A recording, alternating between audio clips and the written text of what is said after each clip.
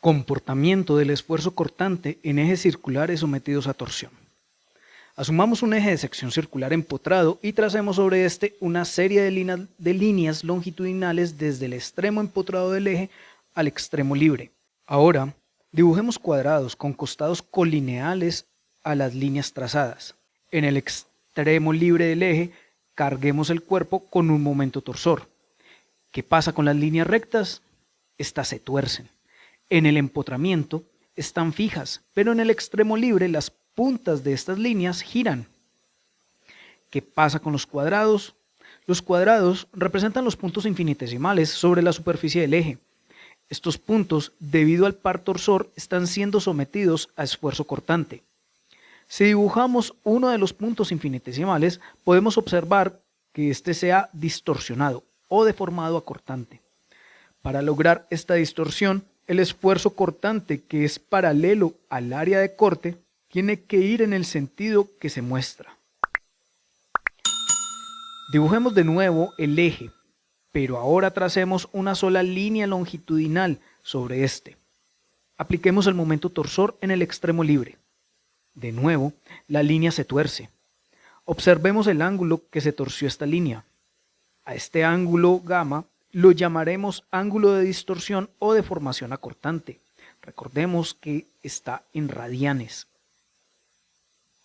A continuación, dibujemos varios cuadrados distorsionados sobre la línea que se ha torcido. Podemos concluir que todos estos puntos infinitesimales se han deformado a cortante con igual valor. Si esta distorsión se encuentra en la zona elástica del material, podemos aplicar la ley de Hooke para cortantes y decir que el esfuerzo cortante o el tau es igual a G por gamma. En otras palabras, esfuerzo cortante igual al módulo de rigidez por el ángulo de distorsión. Sabemos que G es una constante del material y como todos esos puntos en la superficie del eje han tenido la misma deformación acortante, el mismo gamma, podemos decir que están sufriendo el mismo estrés. Todos esos puntos que están en la periferia, en la superficie, tienen el mismo gamma. Volvamos a dibujar el eje, pero con líneas punteadas. Supongamos que el eje está siendo sometido a torsión, pero no vamos a dibujar el momento torsor. Trazamos en la superficie una línea que va de extremo a extremo y luego esa misma línea cuando se aplica la torsión, en azul. Ahora dibujemos una capa interna del eje. Esta es similar al eje dibujado con su superficie externa, solo que con un radio menor, que da un cilindro idéntico como un cilindro interno. De nuevo, tracemos la línea antes de deformarse, en amarillo, por debajo de la línea en la capa externa. La línea punteada en amarillo está por debajo de la línea punteada en azul. Ahora dibujemos la misma línea amarilla deformada. Podemos observar los ángulos formados por las líneas en la capa externa en azul, las líneas en azul, y en la capa interna las líneas en amarillo. Si comparamos ambos ángulos de distorsión, el de la capa externa es mayor, es más grande que el de la capa interna. Podemos concluir que la capa más externa tiene el ángulo de deformación cortante mayor y a medida que me encuentre en una capa inferior en el eje, el ángulo de distorsión será menor. Por esto, la fibra central del eje, la que pasa por el centroide de las secciones transversales, tiene un ángulo de distorsión igual a 0. No se tuerce. Por eso, esta fibra no sufre estrés. A continuación, dibujemos la sección transversal del extremo libre del eje. Veremos un círculo, obviamente. Ahora, tracemos un radio y apliquemos el momento torsional. El radio rota debido a esta carga externa.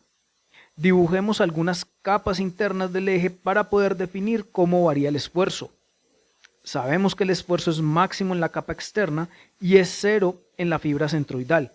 También que a medida que el punto infinitesimal se encuentre en una capa interna, el valor del esfuerzo cortante es menor. Esta variación del esfuerzo es lineal, por eso podemos ver que se forma un triángulo con las variaciones del esfuerzo, los triángulos en amarillo.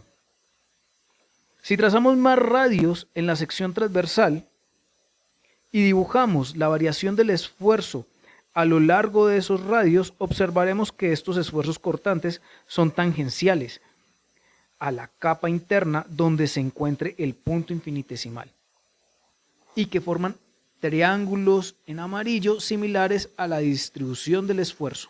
Si analizamos la ecuación de esfuerzo cortante para ejes, vemos que esta es igual al esfuerzo cortante, al tau, igual a el torque por C sobre J, donde el momento torsor, T, es constante, es el mismo para toda la sección transversal.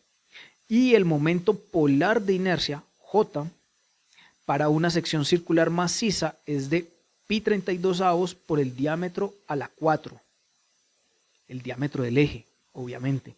La única variable es C, que es la distancia desde el centro del círculo, o sea, la fibra que no se deforma, a la capa donde se encuentre el punto infinitesimal que deseo analizar. En otras palabras, el radio hasta donde se encuentre el punto donde quiero calcular el esfuerzo. Si deseo calcular el esfuerzo cortante máximo que se encuentra en la capa externa del eje, C es igual al radio máximo, o sea, la mitad del diámetro del eje, y al reemplazarlo en la fórmula me queda que el tau máximo, ¿sí? Voy a calcular el tau máximo, voy a encontrar el tau máximo porque C lo he puesto como el radio máximo, o sea, la distancia desde el centro hasta la superficie, hasta la periferia del eje. Me queda tau máximo igual a 16 por el torque sobre pi por el diámetro al cubo. Para un eje hueco, la variación del esfuerzo es similar. Supongamos un eje hueco empotrado y apliquemos un momento torsor en el extremo libre. Miremos la sección transversal, que es un círculo. Tracemos un radio y apliquemos el par torsor. Miremos el radio torcido por la aplicación de la carga externa. Este ha girado, ¿sí? Ha pasado del radio punteado en verde al radio sólido en verde. La variación del esfuerzo sigue siendo lineal. El esfuerzo cortante de la capa externa es el máximo y se reduce a medida que la capa se acerque al centroide. Obviamente, solo tendrá estrés donde tengamos material. En el agujero no hay esfuerzo. Y si trazamos otros radios, el comportamiento es similar. La única variación es en la geometría de la sección transversal. Ahora tenemos un agujero circular.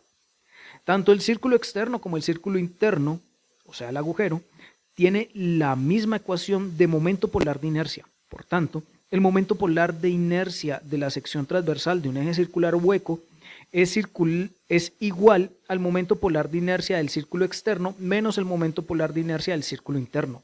Esto es pi32avos por el diámetro a la 4 menos pi32avos por el diámetro a la 4. Si sacamos factor común, pi32avos, nos queda pi32avos por el diámetro a la 4 menos el diámetro a la 4. Esta constante para la geometría dada sería el que reemplacemos en la ecuación del esfuerzo cortante. De nuevo, la única variable es C, que es la medida que hay en el centro de la sección transversal al punto que deseo calcularle el esfuerzo cortante.